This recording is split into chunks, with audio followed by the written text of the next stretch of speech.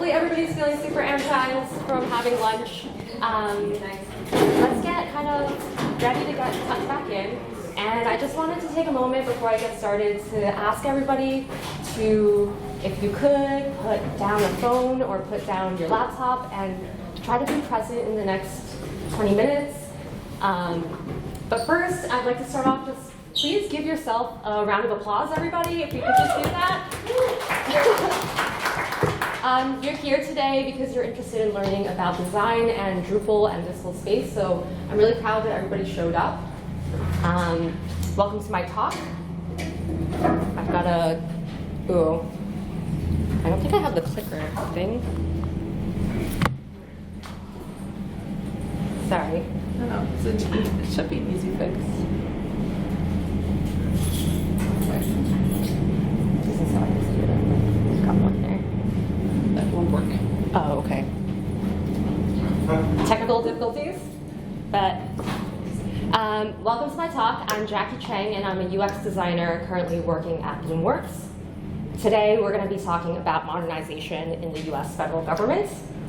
And in order to tell you this story, I'm going to tell you a bit about my own story of how I got into this space. Thank you so much.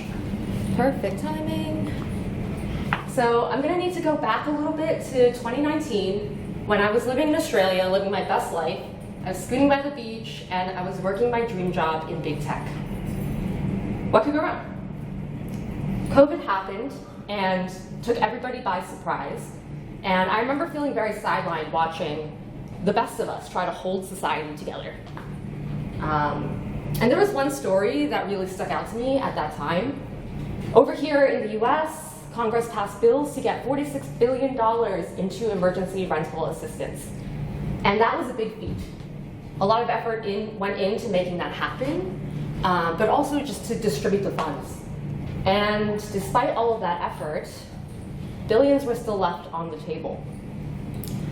So at the end of the programs, it was different, but the time that I found out about it, it was sitting roughly at 18 billion. And that was wild to me because it wasn't, I didn't think, from lack of need. There was a lot of difficulty for people to navigate complex state-level guidance, local-level guidance to get the support that they needed. And just a reminder that this is the stuff that's keeping people in their homes during a global pandemic.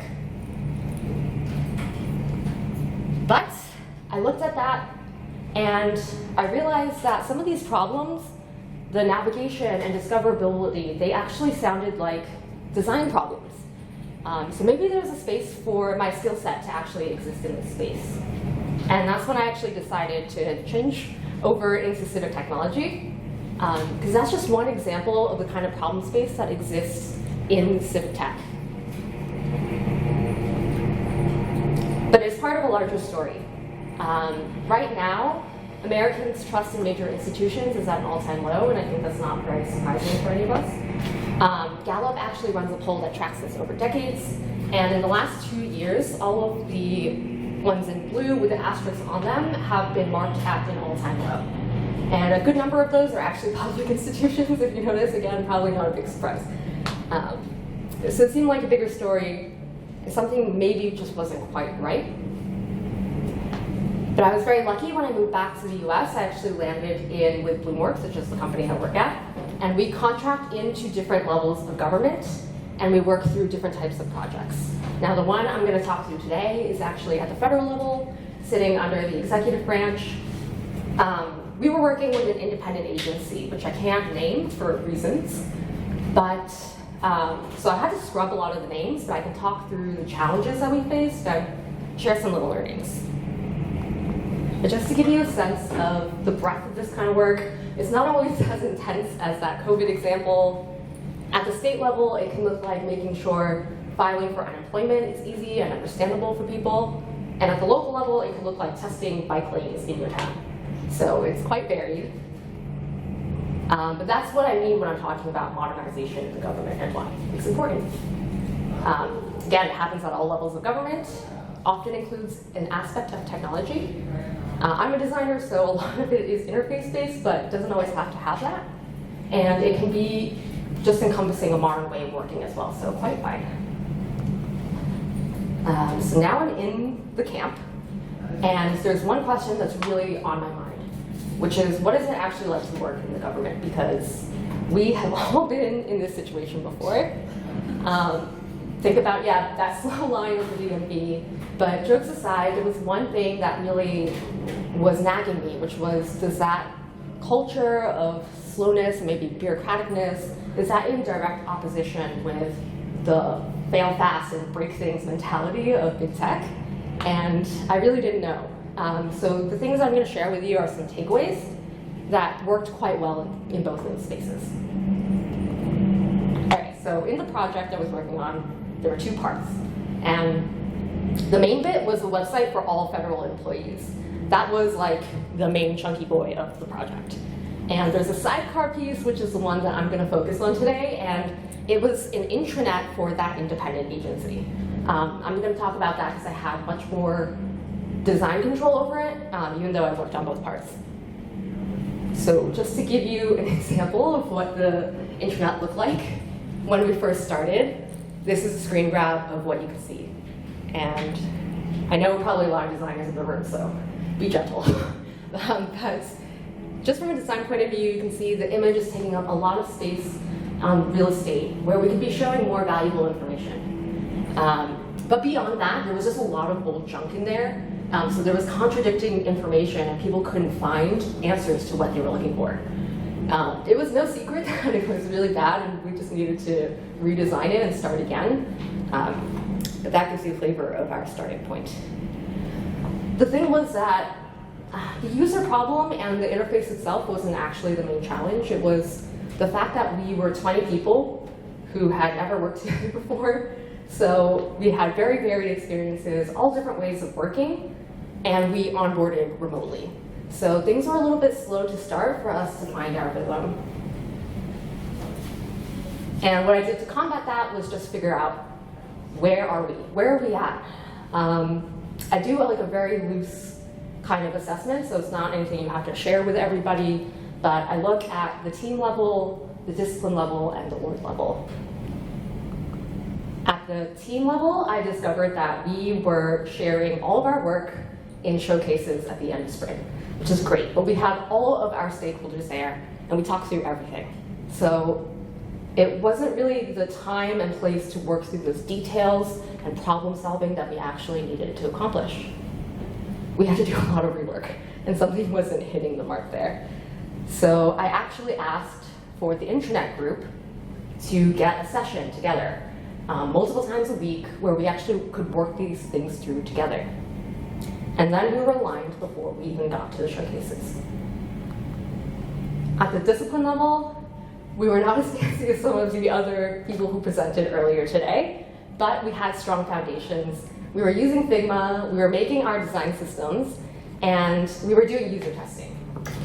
But I noticed that we were making wireframes and we weren't talking through them with the client. And I was curious, so I asked a designer, why are we doing that? And she said she was afraid the client wouldn't understand the wireframes. And I thought, okay, let's try it that way. We'll show the designs and we'll see how it goes, so that maybe later I can kind of push on that a little bit and see what else we could try. The organization level, I was looking for support, and we had it in leadership. They were so bought in burning down the intranet and starting again. So I took that as a signal that we could try to introduce new things as well. So meet people where they're at, assess how things are, and then try a little bit of what other people think. But then find small opportunities for incremental change where you can make it happen. Now I'm going to jump to this other screen here, but I want you to look at this room and give me a little bit of feedback about it. I'm curious what that feedback might look like. Is it on the vibe, or the furniture, or the objects in the room? This would be great if you're designing the fixture furnishings or the wallpaper. But what if you're trying to figure out how to enter the room? What if you still have to decide how big the room is, or if it's in the right part of the building? If you remove some of that visual information, that might not be what you're trying to decide in the moment It can really help focus the discussion on what you're trying to solve. So we did that. We took the wireframe of the intranet homepage, and I brought it to that working group. And right away, we had conversations about content, concept, if things were in the right order, and the information hierarchy on the page. And we changed it, made it better, went to the showcase, and we didn't have to do rework in the next sprint because we had already done it in the sprint before. So match the fidelity of the problem. It helps to focus on the problem at hand, and that rough work actually invites people to give you feedback because it doesn't look like the finished product, so you can shape it together. And finally, low fidelity actually helps remove our attachment to our solutions. We've probably all fallen in love with something that we've made before. Now, I want to bring your attention to this parable. You probably heard it before, but it's about blind people trying to feel an elephant. And everybody's perspective really colors what they think is going on. But the reason I bring this up is because the ideal solution in our work is the elephant. Oftentimes, the things that we're designing for are very complex. And so the expertise that's required doesn't often sit just in one person. And when it does, even then, they're probably not the strongest in all of them. So if you're only leaning on one or two views of what's happening, then your solution is going to be really off. So bring in everybody and see through their eyes. And only that way can you find the ideal solution within your constraints. Back to the project. I took those wireframes to that working group, and we made sure to bring in the implementer. She had been writing all of these updates and been responsible for that for a long period of time. So she knew things that we didn't know. One of the things, though, that we knew from previous research was that people in this agency wanted to know about more opportunities within the agency itself. So one of the concepts was, hey, let's put in job vacancies. That will surely show other ways that people can engage. Thank God she was in the room, because right away she clocked, we don't have enough job vacancies at any one time to actually put here. And then our product owner jumped in and she was like, well, we do have something else that could fit that space. We could show rotational HR programs that we have. And so right away, the solution became better, something that we could actually do without going too far down the path. So we took that into a higher fidelity of design, but as always, in projects, we have to cut scope because there's too much and we can't do it all. So back to the drawing board again in that working group, and we pulled in updates that we would already have to put into the intranet in that place. Ooh. And between myself, the PM, and the developer, we thought the most recent update could show up there automatically, and that would be super easy, right? Because then you don't have to do anything, you don't have to worry. But as you can see, the implementer was in the room again and said, but the most recent thing is not always the most important thing. And she had concrete examples of when that was the case. So we flagged that that should be a manual update. And the solution was much more fit for purpose. So, build as an empowered team. Share early, and include anyone with a hand in the success. Don't forget about the implementers. Because it's not about who has the best idea. It's about how you get everyone to cooperate to bring those ideas into reality. I don't know if this is going to be controversial, but oftentimes we look at designers as the creator.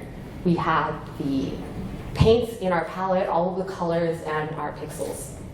But I encourage you to look at design as a facilitator.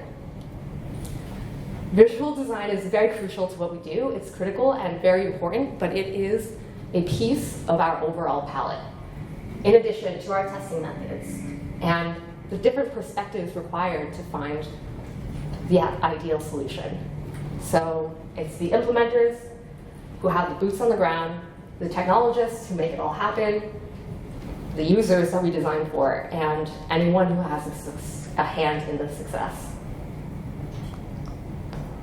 Yeah, so So that's how we went from this existing intranet to a set of wireframes that we iterated on together and finally arrived at our final solution. And at the end of this project, we went from that sidecar project that was much smaller in comparison to the tip of the spear. And what I mean by that is the director that we were working with actually said, now when anybody internally has questions or doesn't quite understand what modernization can enable, they show them our work, and I'm very proud of that. So we've got a lot of work to do. If you're in any of these kind of institutions, I just want to say that it helps to be sitting at the very top, but you don't have to be sitting there to make and shape the work and make it impactful. Just remember, meet people where they're at, match the fidelity of the problem, and build as an empowered team. That is it.